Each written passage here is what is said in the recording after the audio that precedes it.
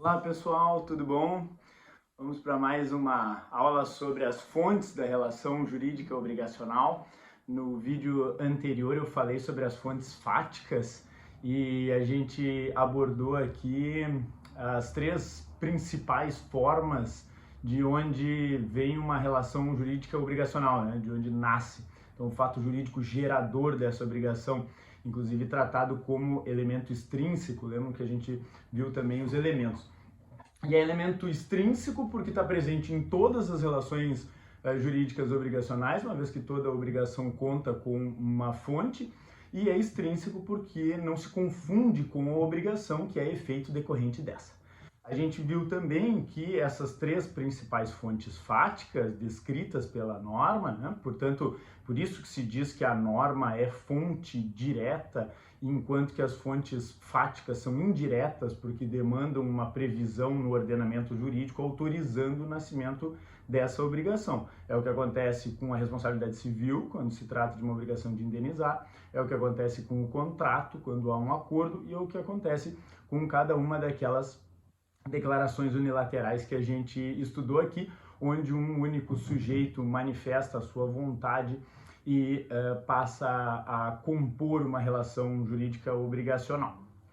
Pois a gente viu na aula passada o quanto essas fontes fáticas descritas pelo nosso ordenamento jurídico hoje se aproximam daquelas descritas pelo Gaio, jurisconsulto romano, que também dizia que uma obrigação deve nascer de uma manifestação de vontade. Então, só quando a pessoa quis estar na condição de credor, quis estar na condição de devedor, é que ela pode ser assim considerada. Acontece que o século XX foi muito rico, principalmente na Alemanha, no que diz respeito aos princípios que orientam o direito civil como um todo, né? E, portanto, a própria regulação do mercado. E aquela lógica oitocentista, né, que se deu durante os anos de 1800 e que era muito voluntarista, porque partia sempre desse pressuposto da análise da vontade manifestada, né, o liberté, a ideia de poder livremente criar uma obrigação a partir dos contratos ou de uma declaração capaz de provocar o nascimento da obrigação, e mesmo na responsabilidade civil havia uma análise muito grande da culpa, que é o mau uso dessa liberdade. Na responsabilidade civil, a ideia da responsabilidade civil objetiva, advinda dos danos anônimos, que a gente falou aqui também na aula anterior, acabou reduzindo um pouco a importância dessa análise do comportamento culposo e, portanto, da própria análise volitiva do agente. Nos contratos, isso acabou sendo mais paulatino ao longo do século XX, porque foi em 1900, no BGB, que se previu a boa-fé. E lembram quando a gente também falou aqui num vídeo, nos nossos primeiros encontros virtuais aqui, a gente tratou sobre os princípios, pois os princípios e as regras compõem as normas. E as normas, que são o ordenamento jurídico, o direito objetivo, são as chamadas fontes normativas do direito obrigacional. Portanto, é possível que uma obrigação nasça diretamente de uma regra, como, por exemplo, é o que acontece na obrigação de alimentos, né? O Henri Boyle tem uma frase muito boa que ele diz que o filho é um credor que a natureza dá. É mais ou menos isso, né? A criança já nasce com o direito de receber os créditos decorrentes da prestação alimentícia, né? Da pensão alimentícia. Então, não há um contrato, não há uma responsabilidade civil, não há uma declaração unilateral, que há uma previsão no próprio Código Civil de uma determinada hipótese onde o sujeito se coloca na condição de devedor e outro na condição de credor. A boa-fé trouxe esses novos princípios, temperando esses princípios voluntaristas clássicos, como a gente já viu aqui, e, portanto, ao longo do século XX se passou a reforçar a ideia de que os princípios clássicos, embora se mantivessem, deveriam ser funcionalizados por novos valores de eticidade, de confiança, de respeito, a cooperação né, no mercado. Então, não entender o mercado como um ringue onde as pessoas podem tentar ganhar o máximo possível uma em cima da outra, mas sim como uma relação onde ambos têm um fim comum. Pois essa ideia é a que orientou os novos princípios. E esses novos princípios, como a confiança, a eticidade, e aqueles que a gente viu aqui, boa-fé, equilíbrio, função social, trouxeram então essa nova visão ao direito obrigacional, tanto no que diz respeito à obrigação como um todo, a análise de todo o processo da obrigação, quanto no seu início, quando se analisa, portanto, o nascimento dessa obrigação. Então, a discussão sobre a fonte obrigacional passou a sair da esfera voluntarista e a análise do comportamento dos agentes passou a ser importante também para considerar se houve o nascimento de uma obrigação independente da manifestação expressa das partes.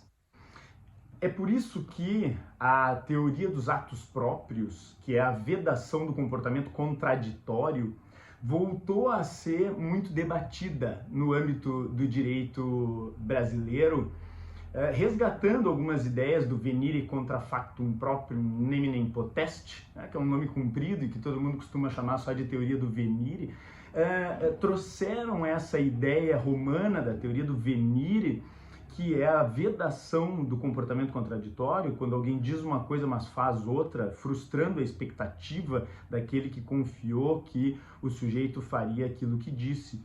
Então, essa teoria dos atos próprios passou a incorporar, através da leitura de fontes normativas, não na regra como ocorre ali, né, na obrigação de alimentos, como a gente falou, mas no princípio.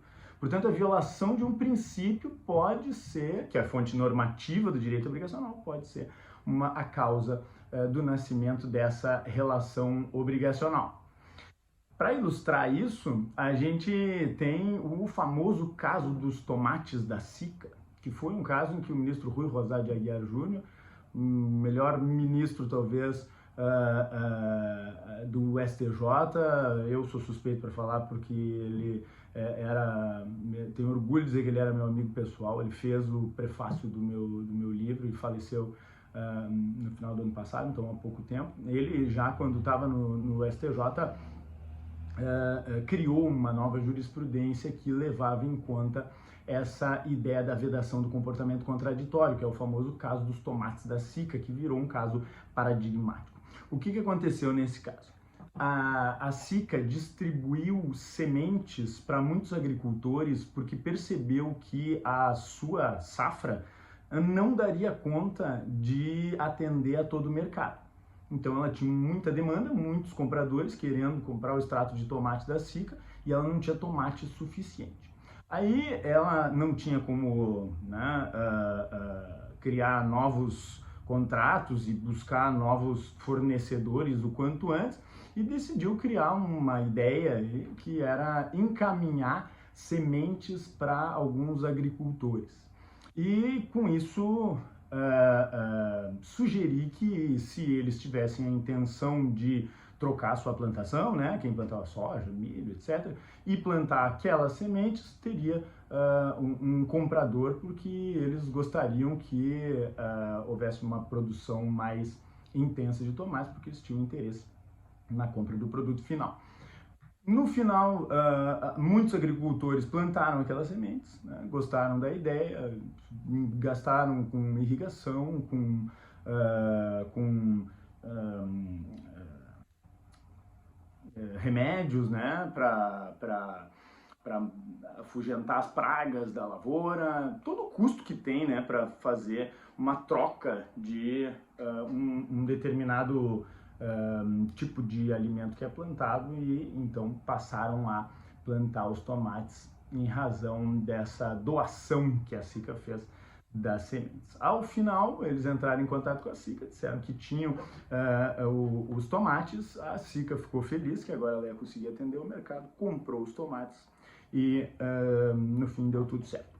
No ano seguinte, a SICA gostou da ideia e porque ela podia depois, né, avaliar o resultado dessas safras todas e voltou a encaminhar sementes. E isso funcionou bem por cerca de 10 anos, dependendo, né, do processo, dependendo do agricultor, isso variava um pouco, mas foi mais ou menos por 10 anos. Até que num determinado ano, a SICA conseguiu um outro fornecedor, né, estrangeiro, conseguiu a um preço mais baixo do que os agricultores venderiam, e simplesmente decidiram comunicar que não comprariam aquele ano.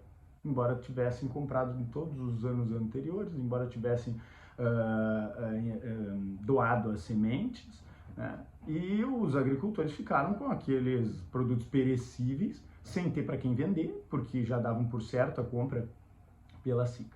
E entraram com um processo, então, para exigir que fosse realizada essa compra. Existe contrato? Não, porque para ter contrato, um sujeito tem que dizer que eu quero vender e o outro tem que dizer eu quero comprar. Se um deles dizer eu não quero comprar, não é contrato. Há uma daquelas declarações laterais? Não, não é nenhuma delas. Não há pagamento devido, gestão de negócio, enriquecimento ilícito, né, título ao portador. Enfim, a gente não encontra nenhuma, promessa de recompensa também não é, né? E não encontra nenhuma dessas hipóteses. É responsabilidade civil? Não propriamente, porque eles não causaram um dano. Ao contrário, eles até fizeram uma doação, né? Há um ganho, de certa medida. O prejuízo decorre da frustração na expectativa que era legítima desses agricultores que esperavam ter um comprador para os seus tomates. Chegando no STJ, o ministro Rui, seguindo essa linha de raciocínio do venire contra factum próprio, decidiu então entender que houve a chamada suppressio, que é o que o direito romano usava, né, quando da aplicação da teoria do venire, suppressio, ou seja, foi suprimido o direito que que a SICA tinha de não comprar os tomates em razão do seu comportamento. Não comprar os tomates é contraditório, então eles não podem fazer isso. Surrécio, surgiu para os agricultores o direito de vender esses tomates, ainda que contra a vontade daqueles que não querem ser compradores, né? Porque eles tiveram uma legítima expectativa de que haveria a compra desses tomates. Então a surrécio e a suprécio são duas faces de uma mesma moeda e que decorrem da vedação do comportamento contraditório. Ambos vão se referir a essa ideia de que o sujeito não pode dizer uma coisa e fazer outra, e toda expectativa frustrada deve ser, portanto, indenizada de alguma forma. Então, esses novos princípios, a boa-fé, a eticidade, a confiança, etc., trouxeram de volta para as fontes obrigacionais no âmbito das fontes normativas, então não é nenhuma daquelas fontes fáticas, daquelas três, mas entra ali nas fontes normativas porque é a violação de uma norma, qual seja a confiança. Né? Foi violada a confiança desses agricultores, certo? Muito bem, gente, agora a obrigação já nasceu e a gente já viu que ela pode nascer tanto de ato voluntário, como é o mais comum, quanto de fonte normativa, como nesses exemplos que a gente viu hoje. A partir de agora a gente já tem a obrigação e a gente começa o estudo das modalidades das obrigações, que são a classificação da prestação quanto à sua natureza. E é assim que o Código Civil classifica as obrigações. Por isso que, a partir de agora, a gente passa uma parte do conteúdo muito importante, porque é a forma como a gente vai identificar quais são os dispositivos do Código Civil que a gente usa em um determinado caso concreto. Certo? Um bom estudo para todos. Abraço, gente.